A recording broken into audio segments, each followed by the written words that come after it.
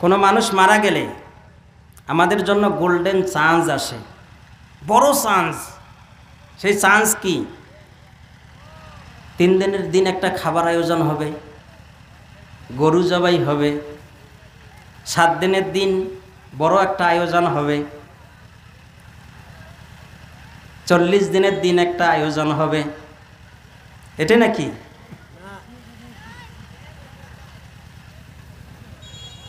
বড় চান্স হচ্ছে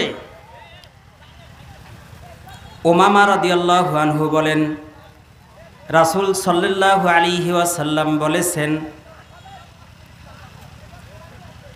মান গসালা মাইতাং ফাকাতামা আলাইহি, যে ব্যক্তি মাইয়িতকে গোসল দেয় তার ত্রুটিগুলো গোপন রাখে। শর্ত একটি, ত্রুটি গোপন। তাহরাহুল্লাহু মিন জুনুবিহি, আল্লাহ রাব্বুল আলামিন ওই গোসল দাতাকে পবিত্র করান। সুবহানাল্লাহ বলুন। সুবহানাল্লাহ। ফাইন কাফানাহু কাসাহুল্লাহু মিনাস সুন্দুস, আর যে ব্যক্তি মাইয়িতকে কাফন পরিধান করাবে আল্লাহ রাব্বুল আলামিন তাকে জান্নাতি রেশম কাফন পরিধান করাবেন। সুবহানাল্লাহ।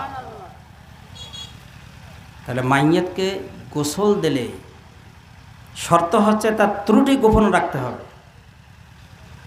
তাহলে আল্লাহ রাব্বুল আলামিন তাহরাহুল্লাহু মিন জুনুবিহি, ওই গোসলদাতাকে পবিত্র করাবেন। বিদ্বানগণ বলেন পবিত্র কি? গুফিরা লাহু মা তাকদ্দামা মিন জামবিহি, ওই ব্যক্তির পূর্বের সমস্ত গুনাহ আল্লাহ রাব্বুল আলামিন মাফ করে দেবেন। সুবহানাল্লাহ। আর ফাইন কাফানাহু কাসাহুল্লাহু মিনাস সুন্দুস, মাইয়িতকে যদি কাফন পরিধান করানো হয় আল্লাহ রাব্বুল আলামিন তাকে জান্নাতি রেশম কাফন পরিধান করাবেন। সুবহানাল্লাহ। এটা কি গোল্ডেন চান্স নয়? মাইয়িতকে গোসল দেওয়া, কাফন পরিধান করানো, এত বড় সুবর্ণ সুযোগ আমরা নিতে চাই না। গুনাহ মাফ হবে, জান্নাতি রেশম কাফন পরিধান করানো হবে। কত বড় চান্স! কতজনে নিতে চায়? সবাই শুধু ইমাম সাহেবকে দিতে চায় এই চান্স, মুয়াজ্জিন সাহেবকে দিতে চায়, ঠিক কি না? ঠিক। রাত 3টার সময় মারা গেছে, ইমাম সাহেবকে ফোন, মুসল্লি আপনার মারা গেছে ইমাম সাহেব, আপনি কোথায়? আমি তো ঘুমাচ্ছি, আপনি দ্রুত আসুন, গোসল দিতে হবে। কেন নিজেরা এই সুযোগটা নিতে পারেন না? তবে আমি মনে করি ইমাম সাহেবকে ভালোবাসেন তো, উনি এই চান্স গ্রহণ করুক, ওনার গুনাহ মাফ হোক, উনি জান্নাতি রেশম কাফন পরিধান করুক, এটা হয়তো বা আপনারা চান। এই জন্য আপনারা রাত 3টার দিকে ইমাম সাহেবকে ফোন দেন, হয়তো বা।